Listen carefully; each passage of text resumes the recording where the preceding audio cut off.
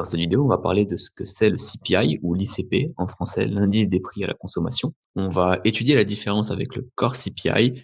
On va étudier en quoi est-ce que c'est une news super importante, pourquoi est-ce que c'est aussi volatile, est-ce que c'est possible de trader cette data ou non, si oui, comment. On va prendre des exemples et on terminera avec les erreurs à ne surtout pas faire et mon avis sur le fait de trader avec un buy stop et un sell stop sur ce genre de news. C'est quelque chose qu'on voit très souvent. Comment le faire si on le fait? Est-ce que c'est possible ou non? On va aborder tout ça ensemble. Si jamais, avant de démarrer la vidéo, dans la description, vous avez à disposition, c'est gratuit pour tout le monde, un pack de contenu 100% gratuit avec des e-books, des vidéos sur l'analyse fondamentale, des vidéos sur le price action, des breakdowns de mes trades, un e-book sur la psychologie du trading. Le lien est dans la description, c'est sans condition, vous y avez tous accès, donc vous pouvez les récupérer dès maintenant. Le CPI, le Consumer Price Index, ou l'indice des prix à la consommation, IPC en français, c'est un indicateur économique qui mesure l'évolution des prix des biens et services achetés par les ménages dans un pays. Ça sert concrètement à évaluer le niveau d'inflation, c'est-à-dire la variation du coût de la vie pour les consommateurs. À noter, très important, que le CPI ou l'IPC est centré sur les consommateurs. Vous allez avoir le PPI qui sera centré sur l'évolution des prix pour les producteurs. La data qui a le plus d'impact actuellement et qui a le plus d'impact en règle générale, c'est le CPI. C'est l'indice des prix à la consommation. Le PPI peut avoir un impact, mais il aura plutôt un impact quand la banque centrale va vraiment mettre l'accent dessus en disant nous surveillons de très près l'évolution des prix, par exemple des matières premières, l'évolution des prix des énergies, l'évolution des prix des importations. Parce que s'il y a une hausse des prix côté production, à un moment donné, si cette hausse des prix est soutenue dans le temps, il va y avoir une hausse des prix à la consommation, une hausse de l'inflation. La hausse des coûts pour les producteurs sera répercutée dans les prix pour les consommateurs. On reverra ça plus tard de toute façon. Comment est-ce que le CPI fonctionne? C'est assez simple. C'est calculé en suivant l'évolution des prix d'un panier représentatif de biens et de services qui comprend plusieurs catégories. Vous avez l'alimentation, le logement, les transports, la santé, les vêtements, les loisirs. Donc, pas mal de choses. Pour calculer cet indicateur-là, on va relever les prix des articles à des intervalles réguliers. On va les comparer à une période de base pour déterminer s'il y a une variation. Concrètement, si le CPI augmente, ça signifie qu'il y a de l'inflation, il y a une hausse du coût de la vie. Si le CPI diminue, ça veut dire que l'inflation, aussi simple que ça. Maintenant, à quoi ça sert plus concrètement encore? Ça permet, dans un premier temps, au gouvernement, aux banques centrales, aux analystes économiques de suivre l'évolution de l'inflation.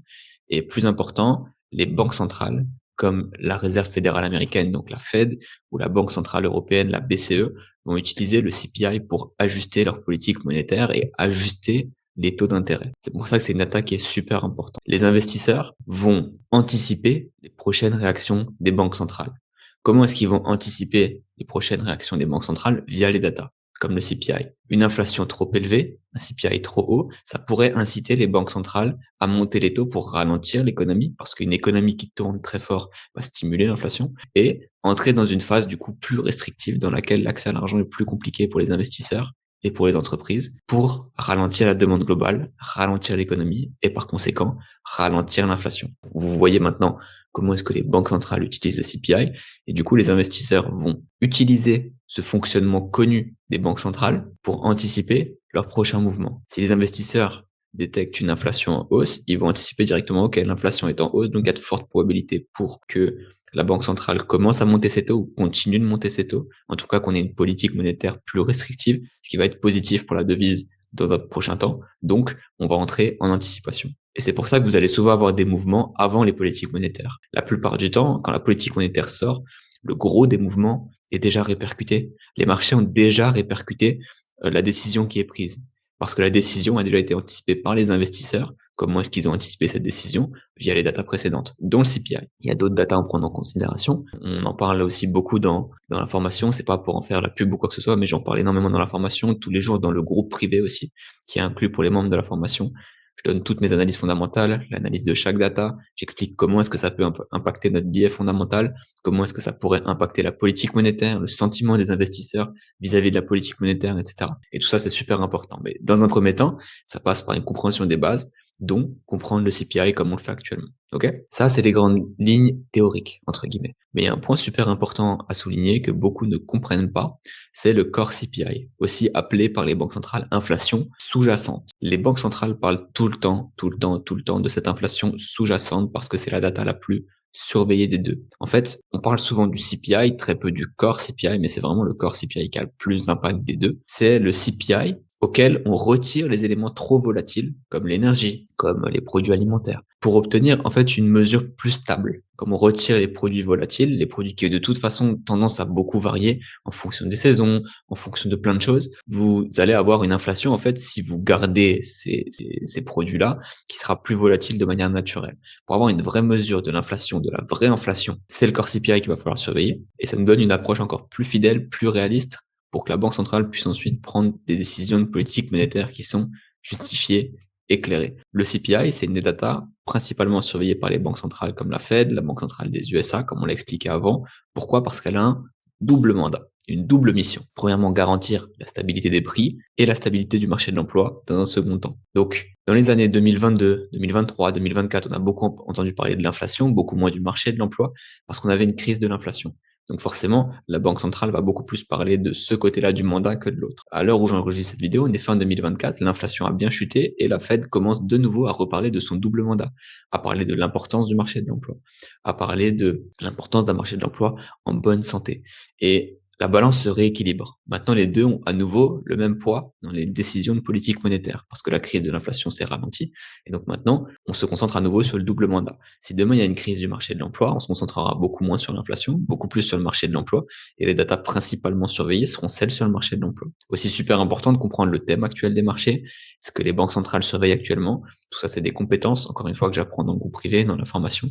On en reparlera plus tard. Donc, toutes les datas qui vont concerner l'inflation, la stabilité des prix, forcément, elles sont très surveillées par les banques centrales parce que ça fait partie de leur mission. C'est pour cette raison-là que la news apporte autant de volatilité sur les marchés. Plus elle est surveillée, plus elle engendre de volatilité. Donc pour savoir si une data va être volatile ou non, très souvent il faut vous poser la question, est-ce que cette data est surveillée ou non? Est-ce qu'elle a un intérêt pour les banques centrales, pour les investisseurs ou non? Est-ce qu'elle va apporter des éléments qui sont attendus, des éléments qui seront décisifs dans les prochaines décisions de politique monétaire ou non? Si c'est le cas, ça va engendrer de la volatilité. Pour prendre un exemple de l'importance du core CPI, on a récemment, au moment où j'enregistre cette vidéo, l'inflation du Royaume-Uni. C'est ce que je vous ai affiché à l'écran. La data sort à 2,2%, c'est la colonne de gauche pour le CPI. Donc elle sort comme prévu. La prévision, c'est la colonne du milieu. On voit que la colonne de gauche est à 2,2%, c'est le chiffre actuel. 2,2% chiffre qui était prévu. Et 2,2% tout à droite, c'était le chiffre précédent. Ok?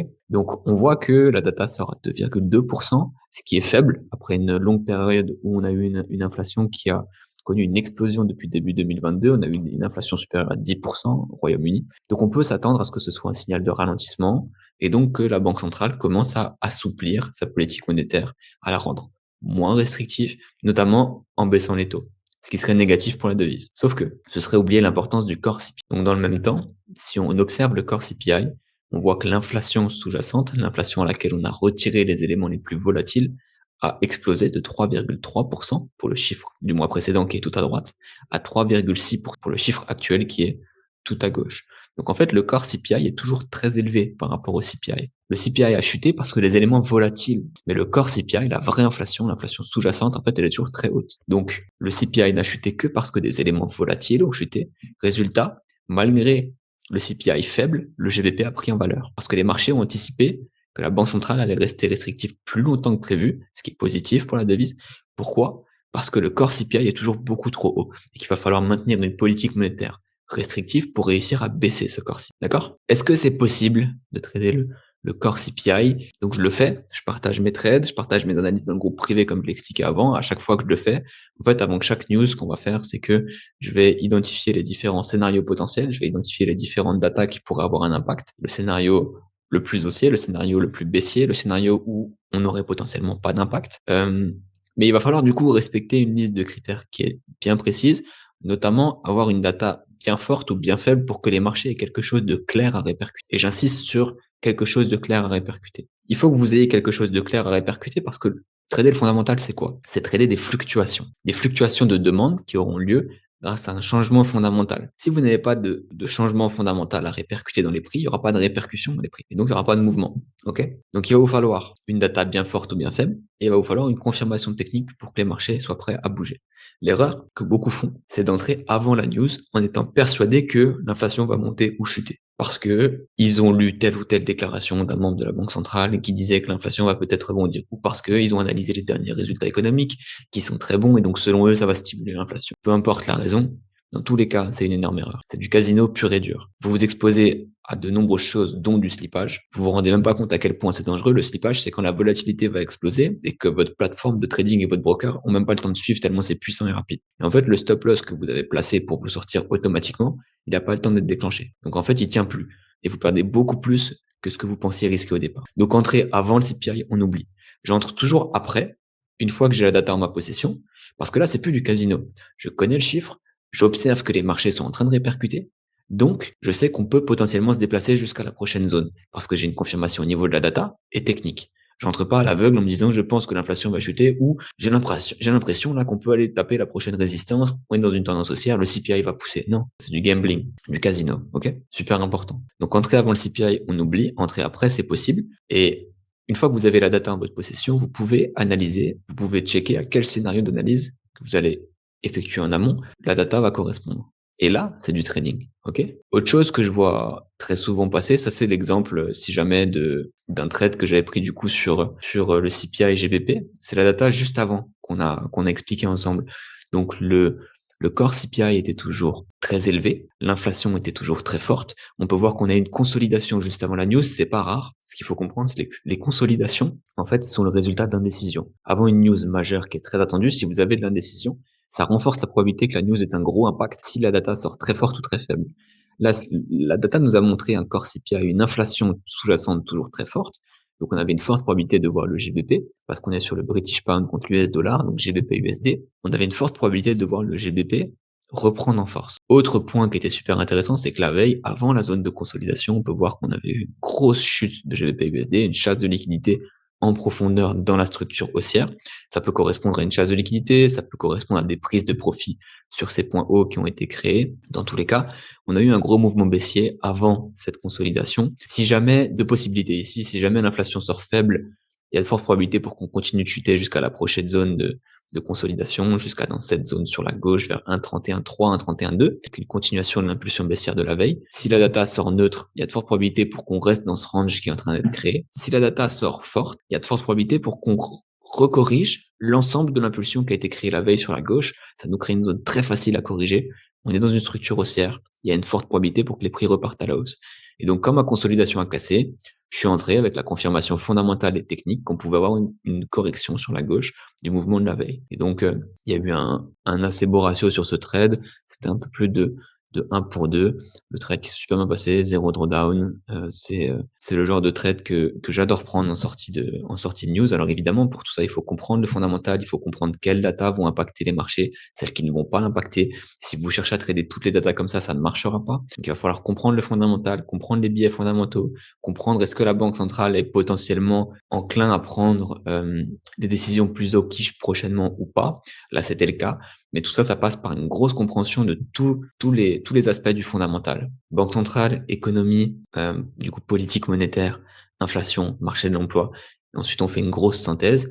On a notre biais fondamental et on a l'opportunité potentielle à l'achat ou à la vente. Mais tout ça, c'est une compétence qui s'apprend, encore une fois que j'apprends dans l'information. Ça fait depuis 2017 que je traite, donc forcément j'en ai vu des news, j'en ai vu des scénarios. Il faut pas s'attendre à pouvoir maîtriser le fondamental si vous n'êtes pas accompagné en tout cas en très peu de temps parce qu'il va vous falloir avoir beaucoup de scénarios pour pouvoir ne serait-ce que dégager des scénarios de répétition. Parce que le trading, c'est que ça, c'est trader des scénarios qui se répètent. Et pour observer des répétitions, pour observer la répétition des répercussions du fondamental, il va falloir beaucoup de temps. Moi, il m'a fallu, pour vraiment commencer à comprendre le fondamental, il m'a fallu quasiment 4 ans. Ok? Vous, si vous commencez maintenant sans aucune base, aucune formation derrière, ça va vous prendre 3, 4 ans, peut-être un peu moins parce que je suis en train de vous donner déjà beaucoup de contenu, que ce soit via le e-book gratuit, il y a les vidéos gratuites que je vous fais. Donc, peut-être moins, mais il vous faudra de toute façon plusieurs années. Alors qu'avec une formation, l'accès au groupe privé comme c'est le cas, vous allez gagner beaucoup de temps en fait. Et entre entre 6 mois et 1 an, en fait, vous allez avoir capté la logique fondamentale et capté la répétition des mouvements puisque je vous fais les analyses, je vous explique pourquoi ça a bougé, pourquoi ça a été répercuté comme ça.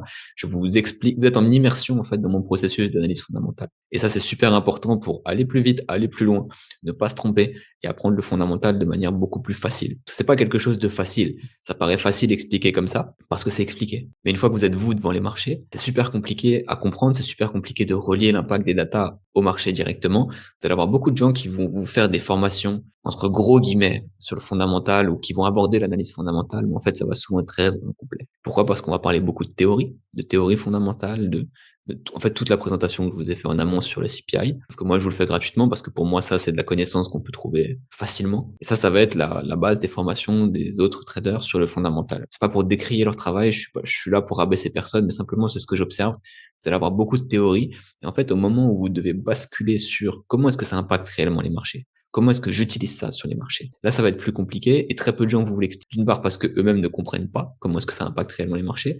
D'autre part, parce que eux-mêmes ne l'utilisent pas réellement dans leur trading. C'est bien de parler de l'analyse fondamentale, ça fait érudit. On a l'impression que on explique des choses, des secrets que les gens ne connaissaient pas, donc ça fait vendre. Ok, super. Mais derrière, qu'est-ce qu'on en fait? J'ai beaucoup de traders qui passent par des formations de traders très reconnus, que ce soit sur n'importe quel réseau dans YouTube, je donnerai pas de nom, et qui reviennent ensuite dans ma formation parce qu'ils me disent oui, j'ai des bonnes bases en analyse fondamentale, je connais la théorie, mais concrètement, je sais pas l'utiliser. Je sais pas comment est-ce que j'applique sur les marchés, je sais pas comment est-ce que les marchés se déplacent réellement, je sais pas comment est-ce que les datas vont réellement impacter les marchés, je sais pas faire mes analyses de biais fondamentaux, je sais pas analyser le sentiment des investisseurs, je sais pas quelle data je dois observer. En fait, tout ça, c'est ça l'analyse fondamentale. Finalement, la plupart des formations vous donnent une introduction à l'analyse fondamentale et pas plus. C'est ce qui fait que derrière vous progressez pas. Donc c'est aussi pour ça que voilà, j'ai essayé de structurer de manière différente. J'ai pas envie de parler de ma formation 10 ans, mais simplement pour vous expliquer que apprendre le fondamental, c'est une compétence qui se travaille